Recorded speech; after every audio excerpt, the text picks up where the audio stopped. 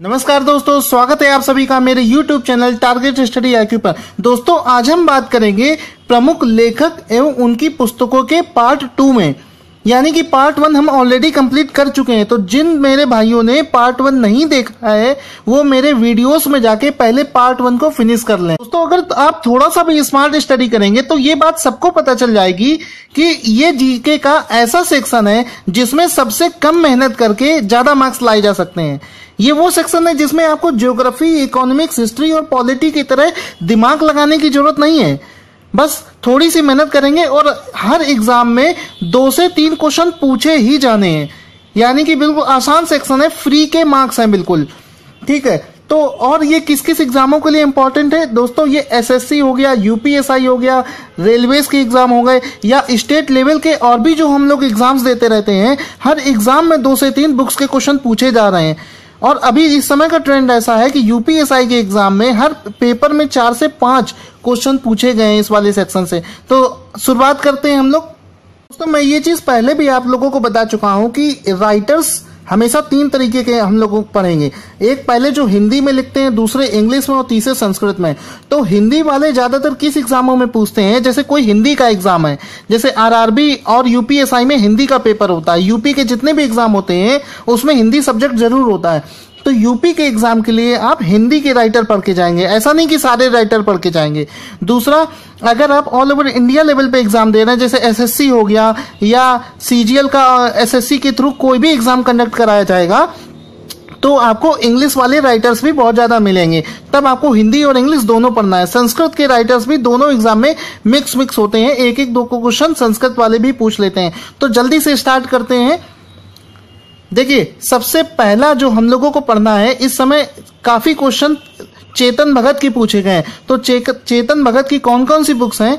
5 Point Someone Chetan Bhagat की है, 1 Night at Call Center ये भी चेतन भगत की है, 3 Mistakes of Life Chetan Bhagat, 2 States और रेवोल्यूशन 2020 ये वाली काफी एग्जाम्स में पूछी गई है। दोस्तों इस वीडियो में हम लोग केवल वो बुक्स पढ़ेंगे जो या तो 2-3 सालों में पूछी गई हैं या काफी इंपॉर्टेंट है।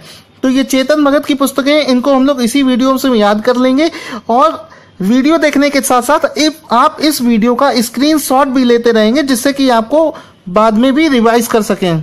दूसरे नंबर पर आते हैं हमारे अब्दुल कलाम जी। अब्दुल कलाम की भी बुक्स काफी पूछी जाती हैं। तो अब्दुल कलाम जी की पहली बुक है India 2020 vision for the new millennium, ठीक है। विंग्स ऑफ फायर ये काफी इंपॉर्टेंट है, काफी एग्जाम्स में पूछी गई। Wings of fire, ignited minds, तो तीनों रिवाइज कर लेंगे। India 2020 vision, wings of fire and ignited mind, ये तीनों बुक्स हैं अब्दुल कलाम जी की।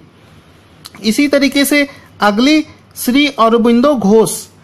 श्री अरबिंदो घोष जी के ऑल ओवर इंडिया आपने आश्रम भी देखे होंगे। लगभग हर मेट्रो सिटी में इन्होंने अपने आश्रम भी बना रखे हैं, बहुत बड़ी ऑर्गेनाइजेशन है। तो इनकी अरबिंदो घोष जी की बुक्स जो हैं, लाइफ डिवाइन, सावित्री एंड ऐसे ऑन गीता, ठीक है। यहाँ पे आप ये जो गीता वर्ड है, इससे ऐसा मत सोच लीजिए कि इसमें वेद व्यास या तुलसीदास जी होंगे, क्योंकि यहाँ पे भगवत गीता का डिस्क्रिप्शन हुआ है, अरबिंदो घोष जी ने लिखी थी ऐसे ऑन गीता, ठीक। इसी तरीके से अगला है हमारा अरुंधति रॉय। अरुंधति रॉय भी काफी इंपॉर्टेंट माना गया है। इसकी कौन कौन सी बुक हमें याद करनी है? The God of small things, ये काफी एग्जाम्स में रिपीट होती है, बहुत रिपीटेड क्वेश्चन है। The God of small things and greater common good, ये दोनों बुक्स अरुंधति रॉय की। बंकिम चंद्र चटर्जी का सबसे फेमस नॉवेल है आनंद मठ। आनंद मठ के साथ साथ कपाल कुंडला भी याद रखेंगे, दुर्गेश नंदिनी और विष वृक्ष। फिर से रिवाइज करेंगे, बंकिम चंद्र चटर्जी जी की है आनंद मठ, कपाल कुंडला, दुर्गेश नंदिनी और विष वृक्ष। इस समय कश्मीर का मुद्दा काफी उठा हुआ है, तो कश्मीर का इतिहास जिसको बोला जाता है वो बुक का नाम है राज तरंगिनी और उसको लिखा था कल्हण ने। तो याद रखना, कश्मीर काफी फेमस है, इस वजह से इस बुक के आने के चांसेस बहुत ज्यादा हैं।